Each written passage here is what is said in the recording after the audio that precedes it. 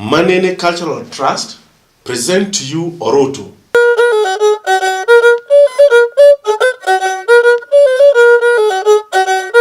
Orutu is a one-string instrument of the Luo community from Kenya.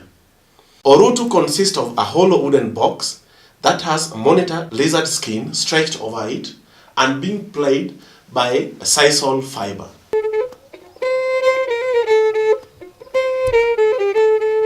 Today, we present to you Peter Opio Yakaguria. He has played Orutu for a long time and is able to meet his livelihood through Orutu. He is able to get a support system from Kenge band Orutu system, who have been known for playing Orutu as the lead instrument.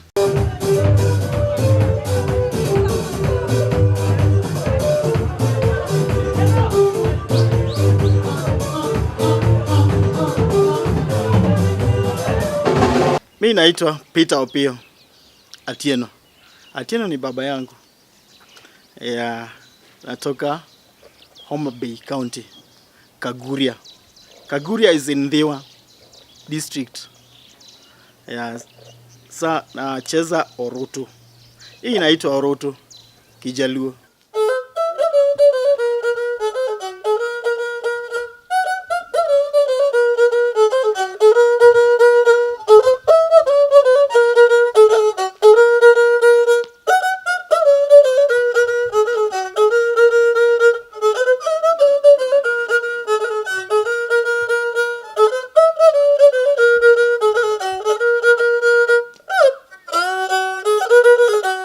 Kucheza Orutu nilianza kitambo kwa shule.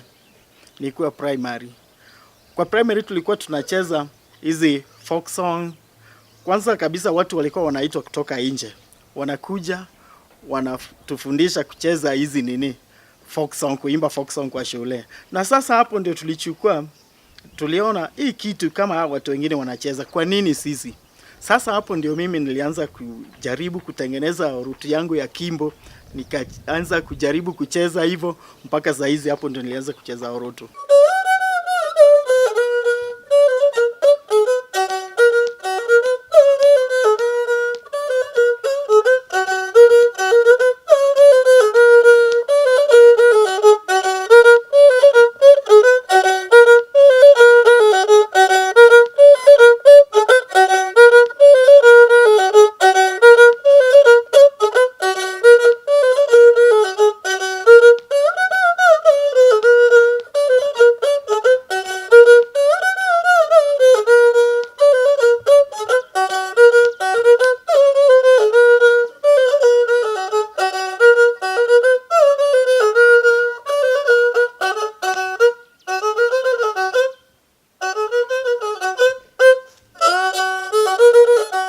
Orutu nacheza na Kenge.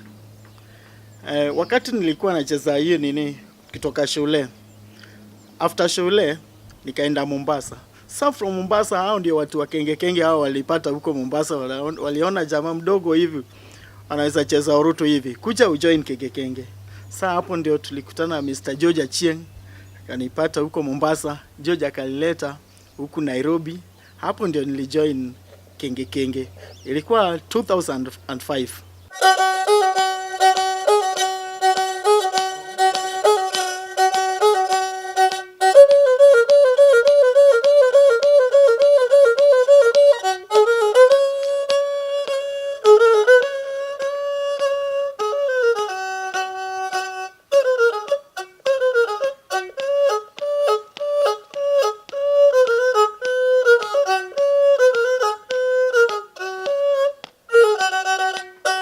Awudi mini josi kote na makano tuwudi mino gembo tinenda uokode wacha. Awudi mini josi kote na makano tuwudi mino gembo tinenda uokode wacha. Ani wero sekudu kuchembo udo molongori udi paramoko adeno dolo minachiando.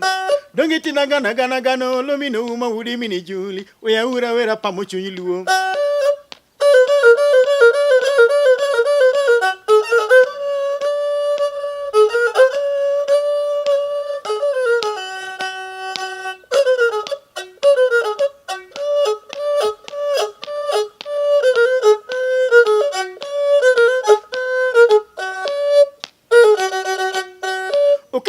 kogalo ya winene donjo kapine midhiambo negi yogo moloke gogutu.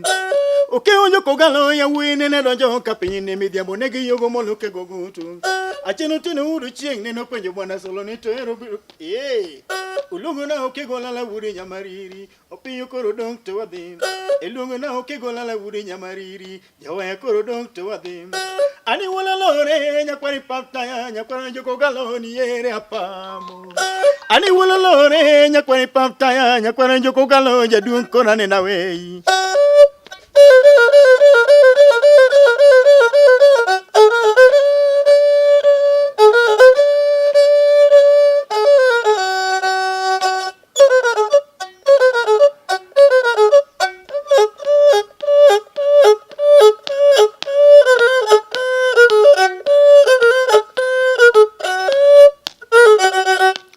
Ani wala lore nyakwari paptaya nyakwari joko galo ni ere apamo. Ani wala lore nyakwari paptaya nyakwari joko galo ni ere apamo. Ani wero segudu kuchamba wudu molo gori wudi nyawai. Adiru molo minachiano. Dongeti nagana gana gano lo mino uma wudi mini juli. Wea wira pamo chunyiluo. Okeonjo kogalo ya winene donjo kapine midhiambo negi yogo piyo ke golala. Okeonjo kogalo ya winene donjo kapine midhiambo negi yogo piyo ke golala. Acheno tino uru chieng neno penjo bwana solo ni tero ngesuke gijeri. Kulungu na oke gijeri wudi mina chiadi. Jabul koro dong to wadhi. Elungu na oke gijeri wudi mina chiadi. Okilo koro ere to wadhi. Hani wala lore nyakwari paptaya nyakwari joko galo ni ere apamo. Ani wala lore nyakwari paptaya nyakwari joko galo jaduong korane na wei.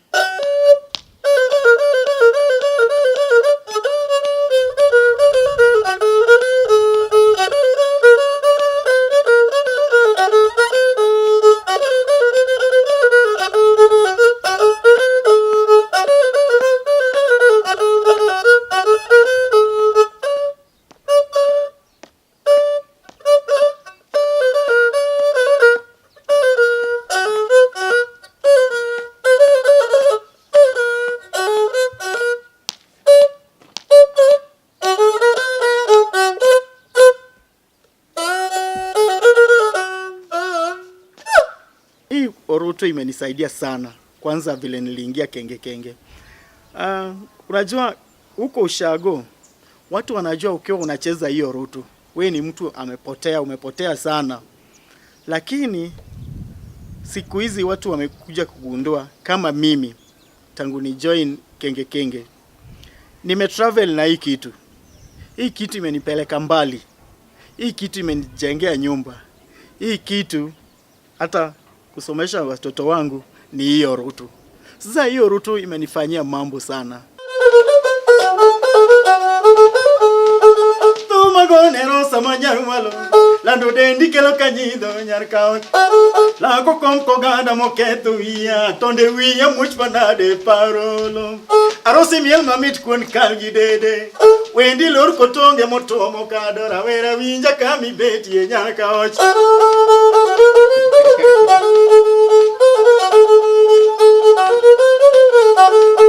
Aero wendi nadhi aleko nyari kanyada rosa nyathi gi karu gonglo nyasi lando nyathi maero kare chengenge asingo lopanein waneno kodi madongo nyari kaocha taero mama nadhi akono anigi wendo jowa mamo penja ni yudo nyajukure adoko mama na yudo nyari kanyada sego pacho dala yodongo yego ni toyo mini jagoma.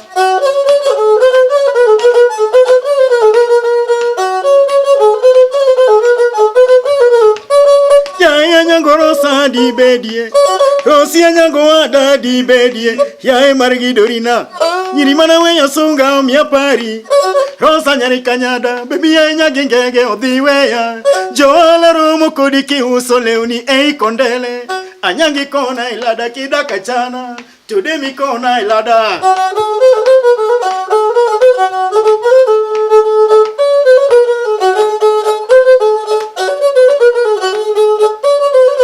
Lamna dem to nyaki do gidende jono lamna dem to nyaki gi yangiero mogo somo misaturuge otoya to benda toyo nya jonam Anyango munyangi karu lungu elo budho ya oera tabenda ero nyajona.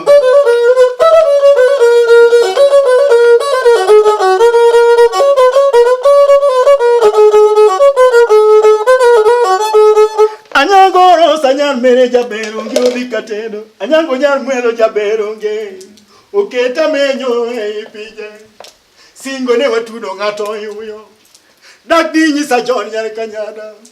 Odia gero kothomuko. Anyango kothio goya nyare nyawana.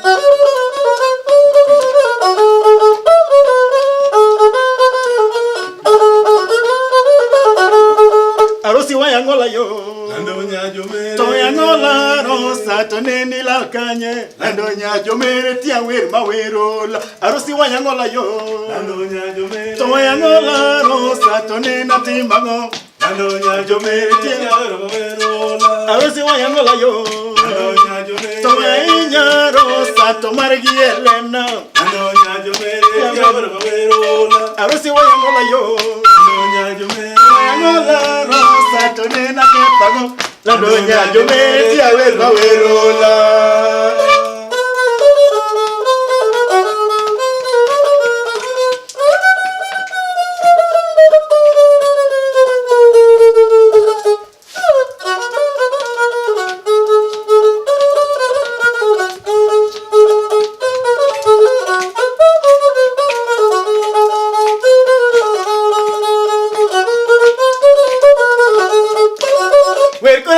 Nyangorosa nyari kanyada chiukela sane rakende obera wendia yone waya mayuri kiwero rosi manyako oyo jairana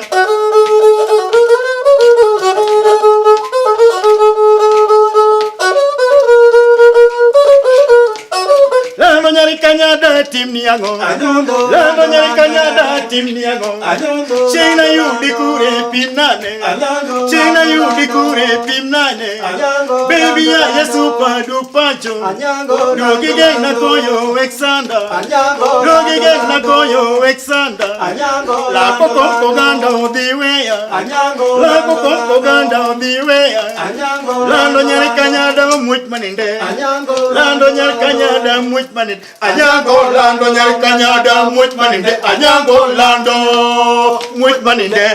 Nikiwa na Kenyatta University wakina blast tu. Tulienda South Africa, tukaenda kwa Zulu Natal University. Hapo nilianza kutravel juu ya hii Orutu. Alafu after hiyo ilikuwa ni 2007. Nikiwa kwa Zulu Natal University South Africa, Durban City. Kutoka hapo nikakuja 2008. Tulitravel tukaenda Malaysia. Tukaenda Malaysia na hiyo Orutu 2008. Saa 2009, 2010 hapo ndio tulienda UK. Tukaenda UK, tukakaa hapo more than 3 months. Kutoka UK 2010 sasa. Hapo ndio tulikuwa America. Hapo ndio tumetravel sana, states mingi sana tukiwa America.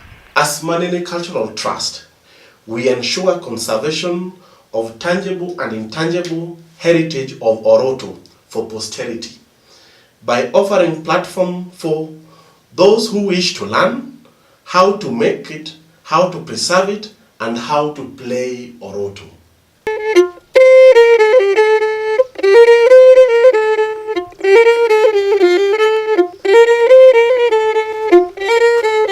Kine mana somo buk no ngadi. Kine mana somo ronge buk no ngadi. Kine mana dongo ronge nyiri wiro poda. Kine mana dongo ronge nyiri wiro poda. Tode mane puonjo nyiri udi tinde onge. Jodongo mane puonjo ji ruolo be tinde onge. Jodongo mane puonjo ji ruolo be tinde onge. To ini paro manene. To ini paro manene manene. To ini paro manene. To ini paro manene manene. To ini paro manene. To ini paro manene.